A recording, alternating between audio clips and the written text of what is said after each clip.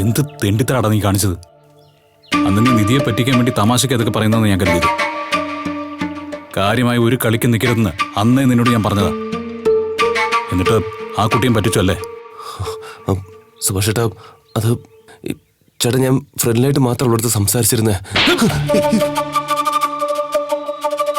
കള്ളത്തരം കാണിച്ചിട്ട് ന്യായീകരിക്കാൻ നിൽക്കുന്നോടന്ന്.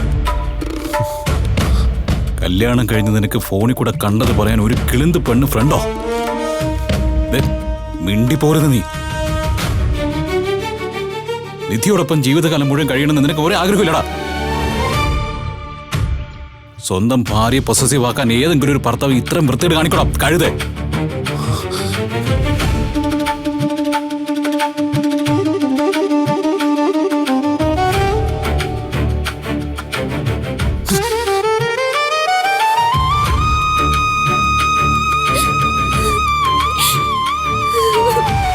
മോളെ മോളെ മോളെ നിക്കേ.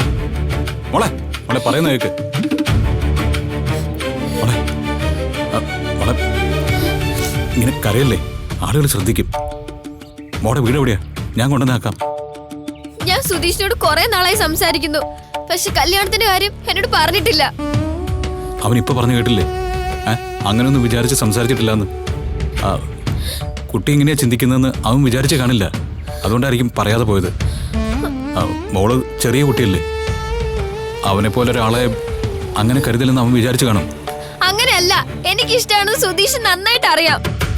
അങ്ങനെ എന്നോട് സംസാരിച്ചത്. ഇത് മാത്രം മറച്ചു വെച്ചു. എന്റെ ബോയ് ഫ്രണ്ട് ആണെന്ന് പറഞ്ഞ് എന്റെ എല്ലാ ഫ്രണ്ട്സിനും ഞാൻ സുധീഷിനെ കാണിച്ചു കൊടുത്തു. അവർക്ക് എല്ലാവർക്കും സുധീഷിന്റെ സോഷ്യൽ മീഡിയ അക്കൗണ്ട് അറിയാം. അവരോടൊക്കെ ഞാൻ ഇനി എന്ത് പറയും? അല്ല, ഫ്രണ്ട്സിനോടല്ലേ പറഞ്ഞുള്ളൂ. അവരെ പറഞ്ഞ് മനസ്സിലാക്കാവുന്നല്ലേ ഉള്ളൂ. അവരൊക്കെ എന്നെ കളിയാക്കും. കല്യാണം കഴിഞ്ഞ് ഒരുത്തന്റെ പ്രണയിച്ചു എന്ന് പറഞ്ഞ് പരിഹസിക്കും. എന്തിനാ ഇതിന് പോയെന്ന് ചോദിച്ച് കുറ്റപ്പെടുത്തും.